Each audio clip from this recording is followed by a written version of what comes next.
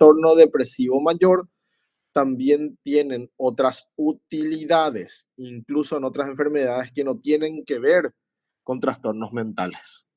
¿Está bien? Así que su uso no se limita solamente a psiquiatría. Son ampliamente utilizados en neurología e incluso otras especialidades como reumatología. ¿Está bien? Así que tengan siempre presente eso.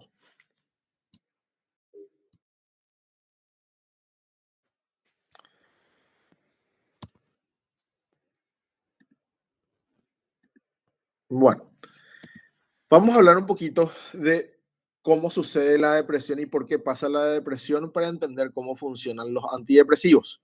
¿Está bien? Que es muy importante para entender un poquito de qué estamos tratando. Si bien la depresión es una enfermedad que se denomina de etiología multifactorial, muchos factores inciden en que pase y que aparezca esta enfermedad. La teoría más aceptada en la actualidad habla de la hipótesis monoaminérgica, que tiene que habla de que hay una deficiencia de tres neurotransmisores principalmente, que son la noradrenalina, la serotonina y la dopamina. ¿Está bien?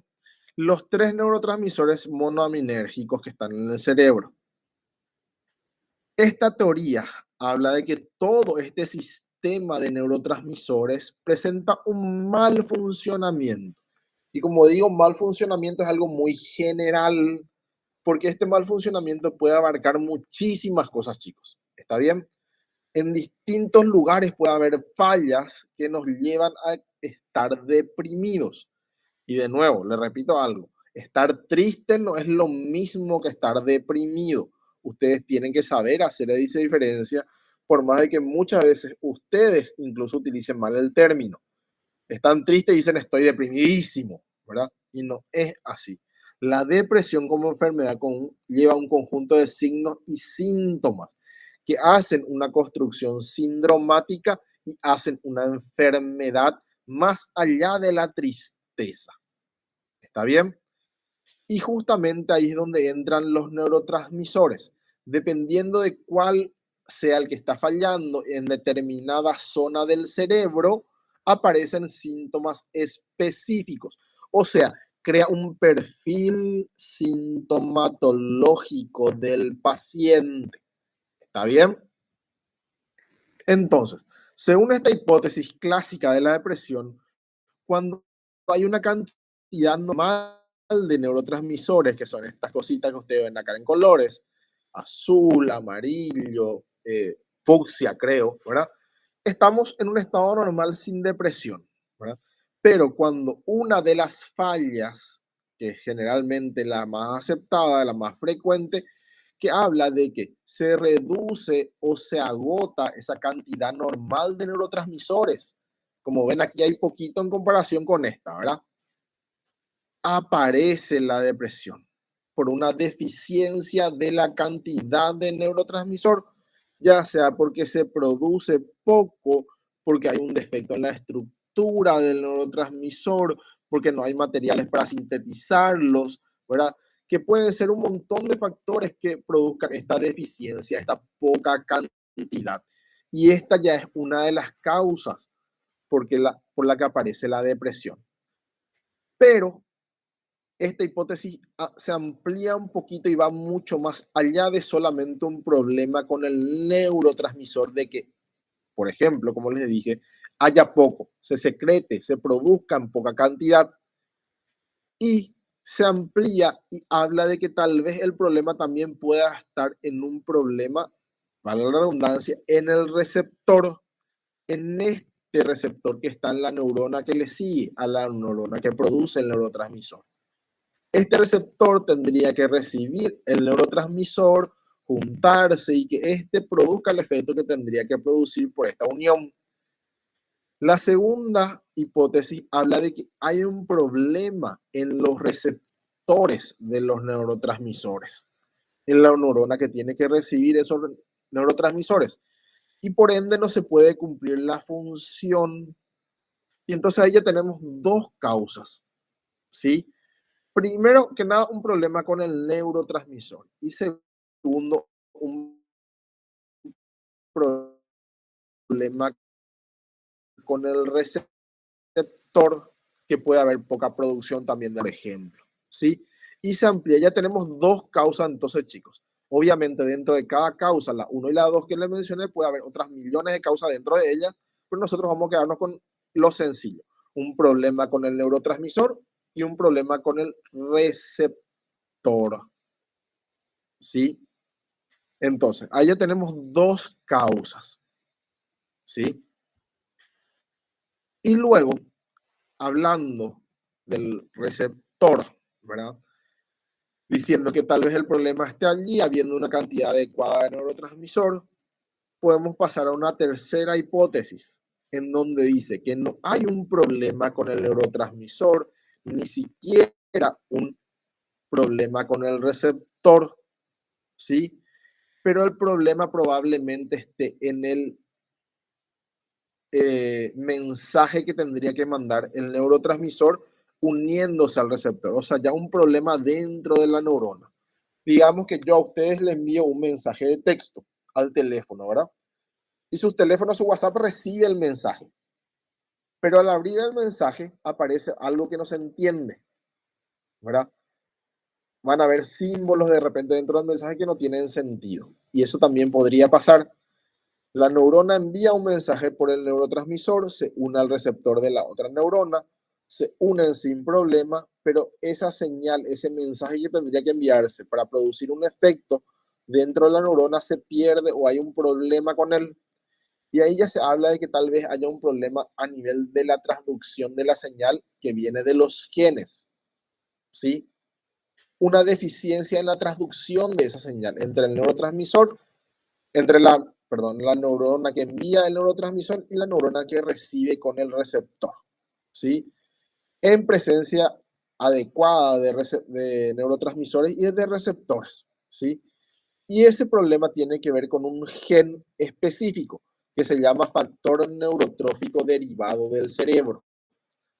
Y este factor neurotrófico del cerebro hace que las neuronas sean viables, ¿sí? Que en realidad que si no está en este factor y este gen activo, hay un defecto con este gen, las neuronas se atrofian y se mueren, principalmente en el hipocampo, donde las emociones son las que se regulan, ¿sí? Y ahí ya tenemos tres factores entonces, ¿sí? El neurotransmisor, el receptor y este gen que nos ayuda a tener las neuronas viables y las mantiene vivas, ¿sí? Aquí habla de que este problemita en este gen hace que, si bien se une el receptor con el neurotransmisor, ¿verdad? Haya un problema en el efecto que tendrían que producir y por ende la neurona tiene un problema, ¿sí? Esto nos lleva a la aparición de los síntomas que les mencioné en varias zonas del cerebro. Y cada síntoma se asocia ya sea a un neurotransmisor en específico que tenga un problema o su receptor y a un síntoma en específico. ¿Está bien? Y este factor neurotrófico del cerebro está muy ligado al estrés. Está probado que el estrés destruye prácticamente este gen, ¿sí?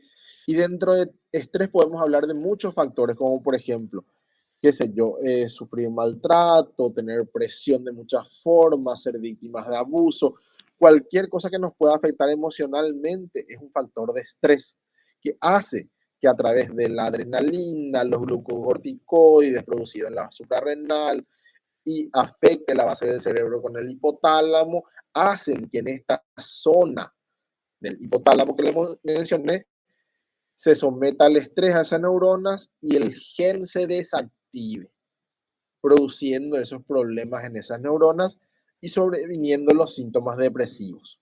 ¿Está bien?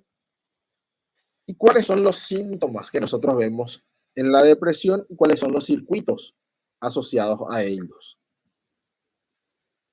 Primero, tenemos que tener en cuenta y conocer cuáles son los síntomas. Y esto van a ver en psiquiatría y probablemente ya vieron también en psicopatología. Sabiendo los síntomas que tiene el paciente y por qué neurotransmisor se produce y en qué zona del cerebro, nosotros le podemos dar un medicamento que ataque directamente el problema sobre esos síntomas para tener la mejoría del paciente. ¿Y cuáles son los síntomas depresivos en la depresión? Uno, el humor depresivo.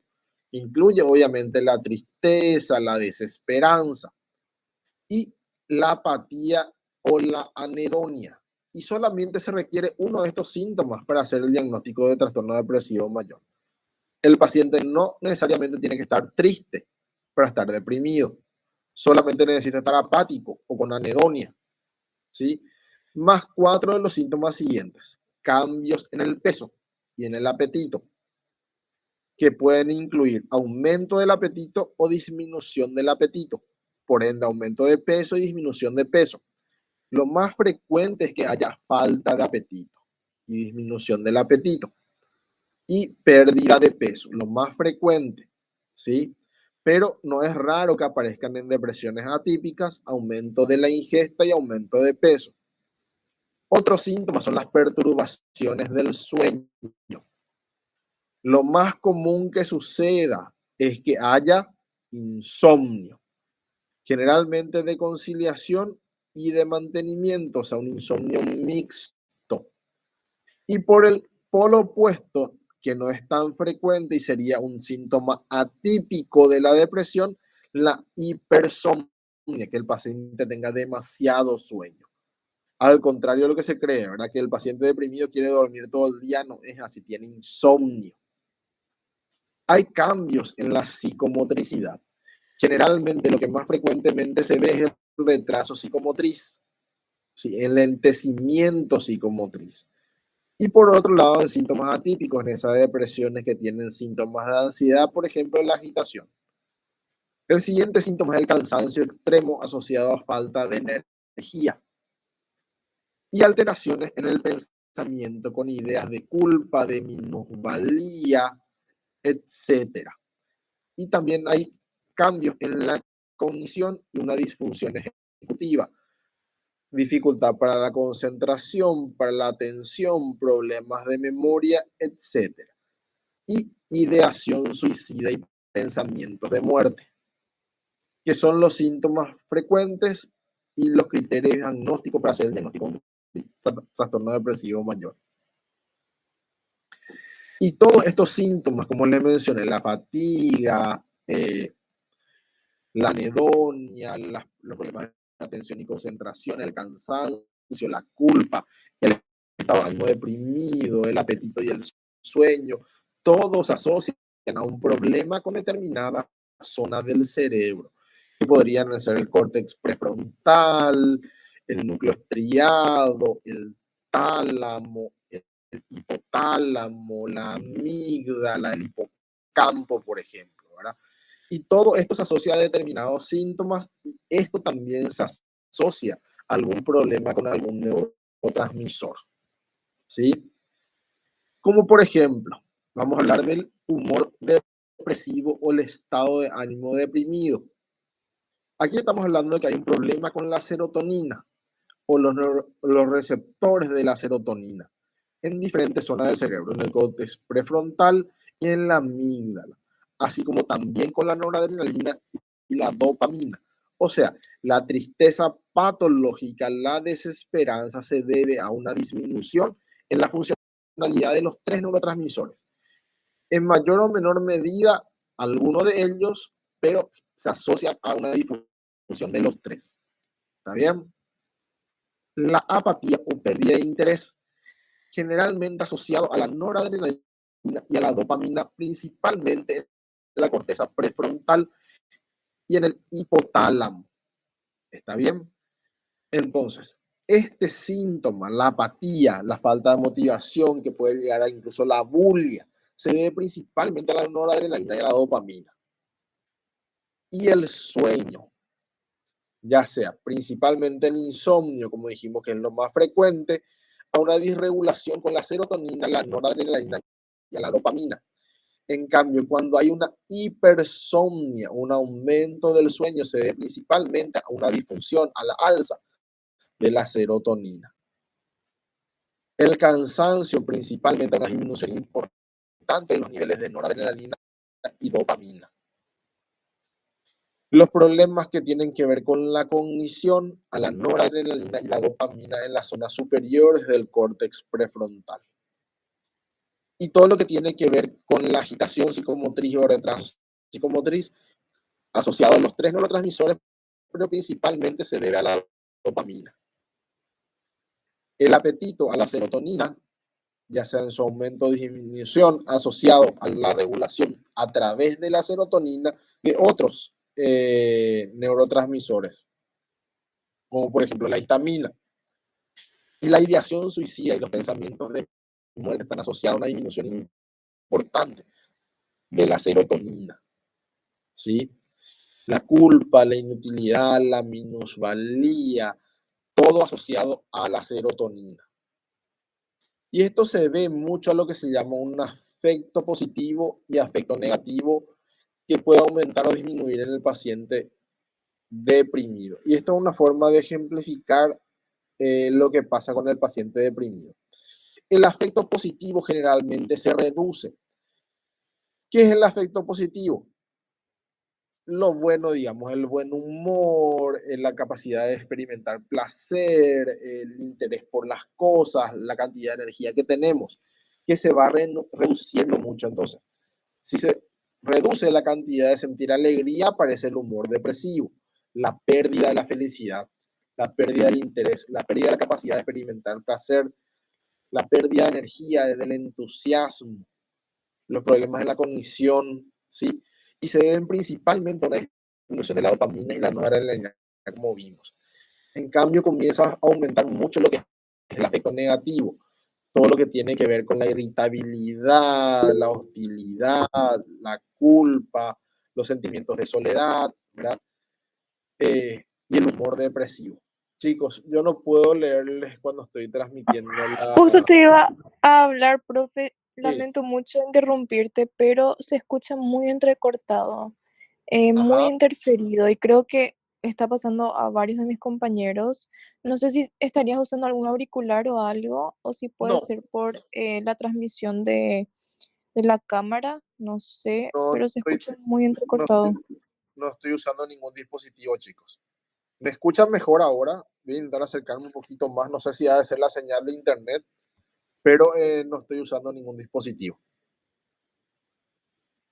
Ahí mejoró, profe. Parecía como que era el micrófono o algo así. Ajá, no, porque no estoy usando nada. No estoy usando ningún dispositivo. Bueno, continuando entonces, chicos. El afecto negativo aumenta mucho. Todo lo que les dije, miedo, ansiedad, hostilidad, irritabilidad, soledad, vacío.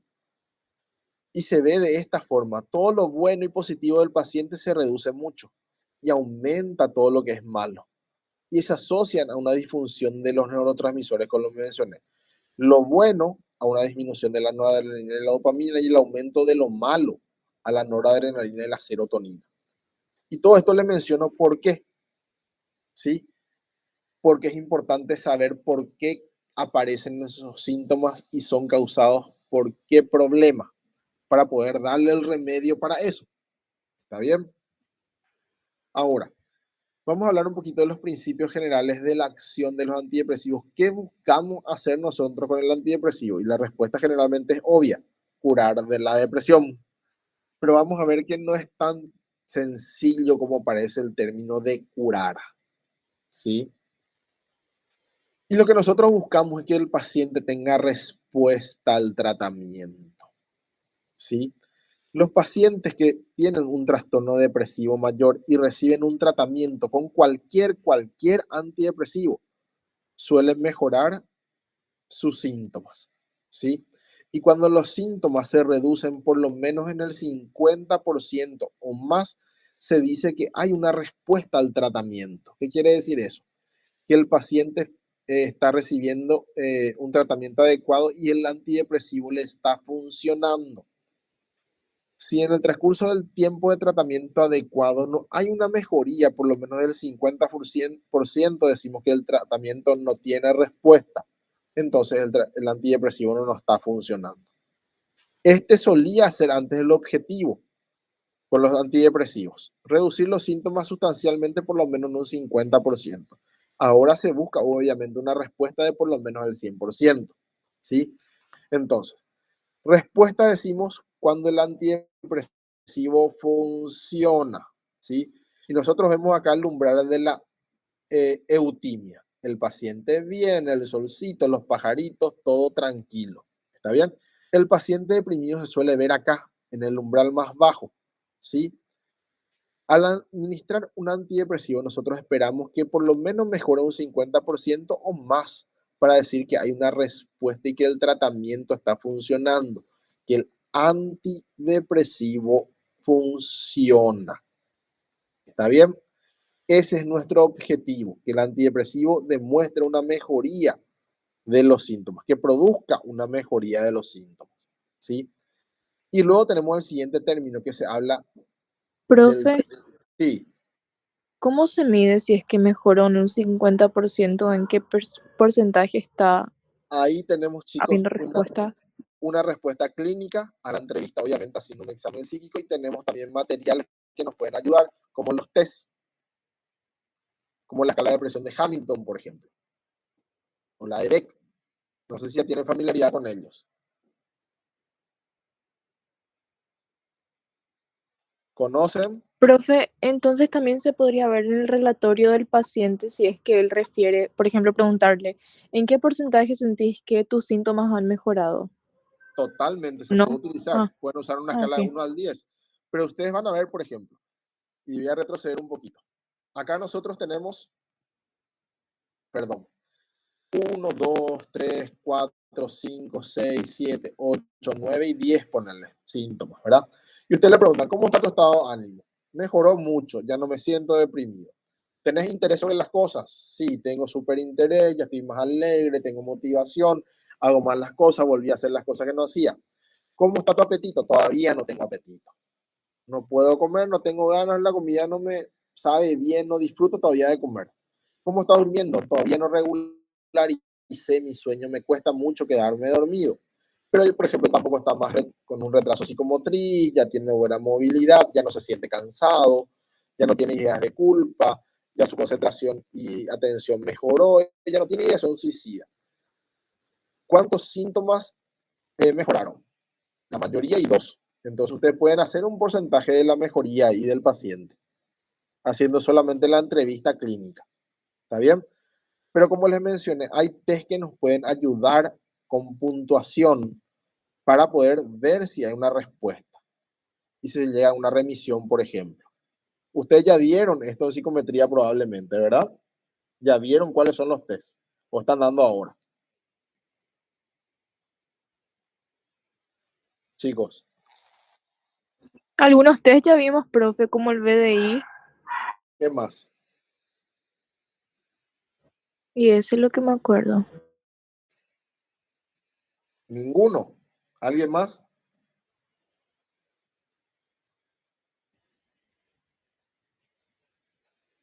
Nadie, chicos.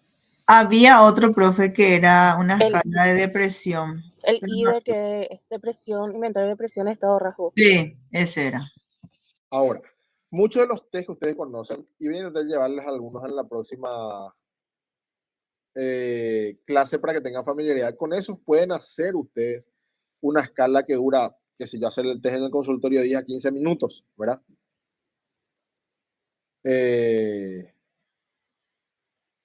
Como el test, como les mencioné, el de Hamilton para la depresión, que es súper fácil de hacer en el consultorio y es una escala que mide y puede ir mejorando en consultas siguientes la mejoría del paciente, ¿sí? Entonces, ahí ustedes van viendo el porcentaje de mejoría y eso se tiene que hacer en un tiempo determinado que vamos a hablar un poquito más adelante de cuál es. Siempre nosotros buscamos ahora como objetivo la remisión del cuadro, la mejoría de todos los síntomas, ¿sí? Y el mantenimiento de ese nivel de mejoría, ¿sí? Y obviamente que no haya recurrencias, que no haya recaídas del episodio. Y nosotros hablamos de remisión cuando hay una mejoría del 100% de los síntomas. ¿Sí? La remisión se da cuando hay una eliminación prácticamente de todos los síntomas.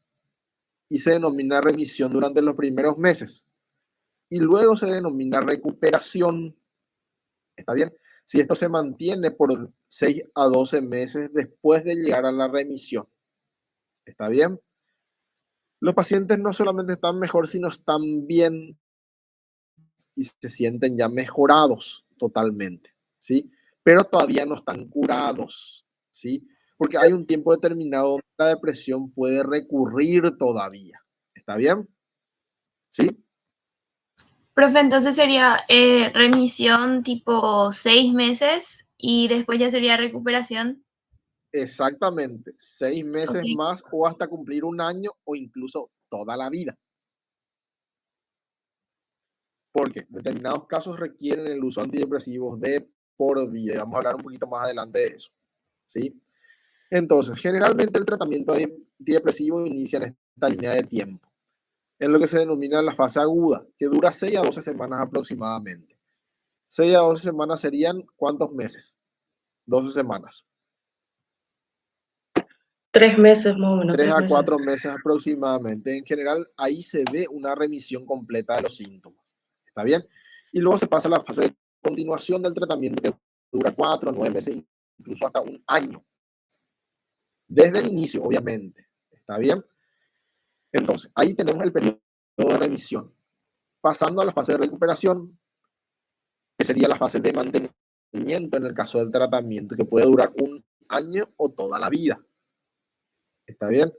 Yo quiero que sepan con esto que lo que nosotros buscamos es la remisión, la recuperación del paciente. ¿Está bien? Para evitar las recurrencias y las recaídas. ¿Está bien? Remisión tiene un periodo de recaída donde la recaída puede estar en la remisión, en donde tal vez todos los síntomas no están todavía al 100% y el paciente no está recuperado. En cambio, las recurrencias hablan de que el paciente ya estaba recuperado al 100% y después de un tiempo vuelve a tener un episodio. ¿Está bien? Nosotros buscamos el mantenimiento de estabilidad y la eutimia del paciente la mayor parte del tiempo que se pueda tener. ¿Está bien? Y aquí es donde entran estos términos de recaídas. Las recaídas en el periodo de continuación y las recurrencias en el periodo de mantenimiento, que se pueden dar incluso después de años. Y esto durante el tiempo todavía de mantenimiento del tratamiento. El logro de un estado auténtico de remisión asintomático es el reto actual que tenemos nosotros como profesionales de la salud mental, ¿sí? Y esto se consigue generalmente en combinación con la farmacoterapia y la psicoterapia, y pocas veces se consigue solo. ¿Está bien? Por eso tenemos que conocer el mecanismo de acción, el fundamento biológico, la combinación de fármacos muchas veces es útil y necesaria en estos casos, por más de que sea lo que evitamos, ¿sí? Y cada tratamiento se tiene que adecuar a las necesidades específicas del paciente y su presentación sintomatológica. Darle un antidepresivo a un paciente no es lo mismo que darle a otro paciente que tal vez tenga otros síntomas y otras necesidades. Por eso la fluoxetina no es para todos, por eso la sertralina no es para todos, por eso la paroxetina no es para todos, a pesar de que sean excelentes antidepresivos. ¿Está bien? Y entonces vamos a hablar de la vamos a hablar un poquito de la eficacia de los antidepresivos. Nosotros queremos llegar aquí, a la hipotimia, y estando aquí. Generalmente iniciamos la medicación con la consulta del paciente y la respuesta se ve recién entre 4 a 8 semanas después de iniciar el tratamiento, porque todos los antidepresivos tienen un tiempo de latencia hasta que comiencen a actuar. Yo no le doy, o sea, yo le doy al paciente y él no se siente bien inmediatamente. Tarda 3, 4 semanas en comenzar a sentirse bien, ¿sí? Y todos tienen la misma tasa de respuesta, que es aproximadamente del 67%, ¿sí? Los que responden. Siempre hay un 33% de personas que padecen depresión que no responden a los antidepresivos, ¿sí? Y generalmente esa tasa va disminuyendo más y más a medida que se van probando otros fármacos con ellos. ¿Está bien? 2/3 tras 8 semanas son los que responden al tratamiento. Y a medida que van probando más antidepresivos con ellos, 1, 2, 3, la tasa de pacientes que no responden va aumentando más. ¿Sí? Entonces, aproximadamente 1/3 de los pacientes consiguen una remisión durante el tratamiento de cualquier antidepresivo inicialmente. Pero desafortunadamente, aquellos que no logran la remisión, la probabilidad de remisión con otro fármaco y después de varias pruebas terapéuticas disminuye a medida que vamos probando, ¿sí? Y por lo tanto, tras un año de tratamiento, por lo menos con 4 antidepresivos, solamente un porcentaje muy bajo del que logra salir de esa depresión, ¿sí? Y generalmente cuando no hay respuesta del paciente, ¿sí?, quedan algunos síntomas residuales que pueden llegar hasta incluso al 67% de los pacientes. Los síntomas más comunes que permanecen generalmente cuando no hay una respuesta completa son el insomnio, la fatiga o incluso síntomas que tienen que ver con el dolor, la falta de concentración y la pérdida de interés. En cambio, lo que menos son comunes como síntomas residuales, o sea, los que menos quedan si no funciona el tratamiento son el humor depresivo, o sea, la tristeza, la ideación suicida y el retraso psicomotriz. Y estos son conocidos como síntomas residuales, ¿sí? Insomnio, fatiga, múltiples patologías físicas con dolor, ¿verdad? Como les mencioné, disminución de la concentración, la atención, pérdida de interés y la abulia, ¿sí? Funciona bastante bien, mejor en el estado de ánimo en general, disminuye la ideación suicida y todo lo que tiene que ver con la psicomotricidad, o sea que estos síntomas generalmente no quedan como síntomas residuales. Y aquí llegamos a la parte de hablar ya de los antidepresivos, chicos. Y es donde yo quiero hacer esta pausa y poder hablar con ustedes en la clase presencial. Porque aquí es donde vamos a hablar de la memoria, de memorizar todos los antidepresivos y de las clasificaciones de nuevo. Y la funcionalidad de cada uno. ¿Está bien?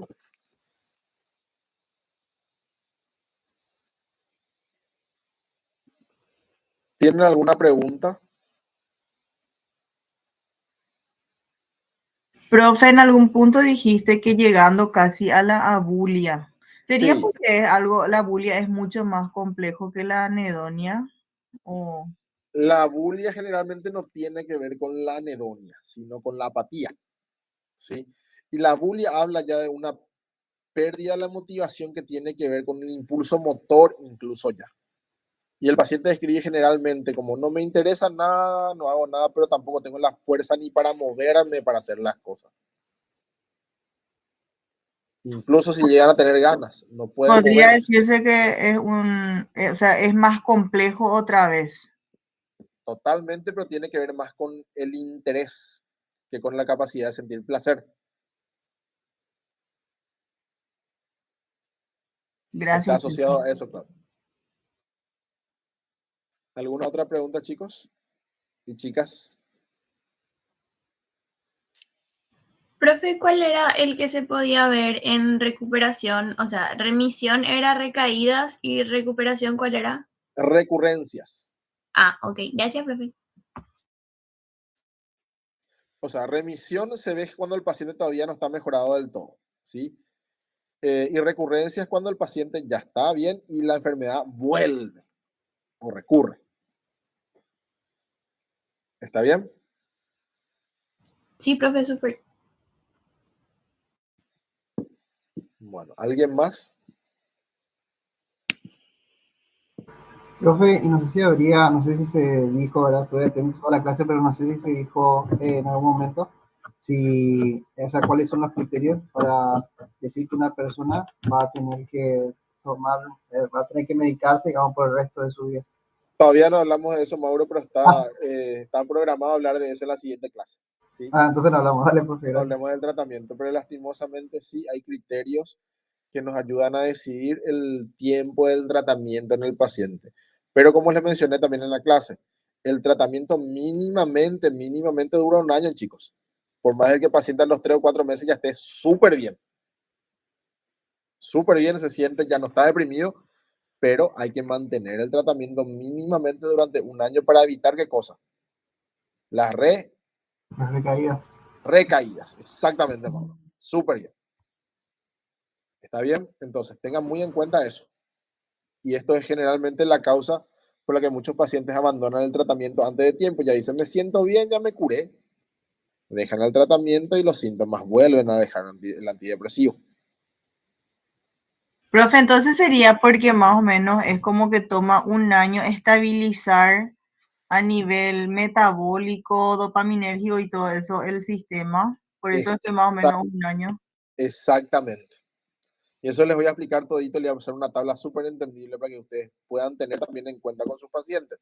Porque este tratamiento psicoterapéutico que ustedes van a hacer en los pacientes deprimidos también conlleva la psicoeducación del paciente. Ustedes tienen que saber decirle esto que yo le estoy transmitiendo a ustedes, que no pueden dejar su medicación por tal motivo, que si bien se siente bien, lo recomendable es continuar, porque como les dije, la mayoría de las veces el fracaso de esto se debe a que el paciente no está suficientemente psicoeducado con respecto a lo que le pasa.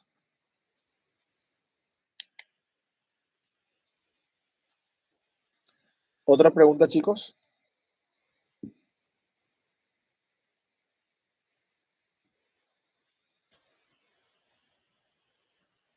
De mi parte no, profe. Muchas gracias. Bueno, entonces nos vamos a ver el lunes a continuar con la clase y hacer la corrección del examen, chicos. Buenas noches, profe. Gracias por todo. Que estén bien. Gracias, profe. Chao. Chao, chao. Abrígate, que profe. Sí, estamos No bien sea abrigados. cosa que después el lunes no te vayas. No, sí o sí vamos a ir. No se preocupen. Nos vemos, chicos. Chao, chao. Gracias, profe.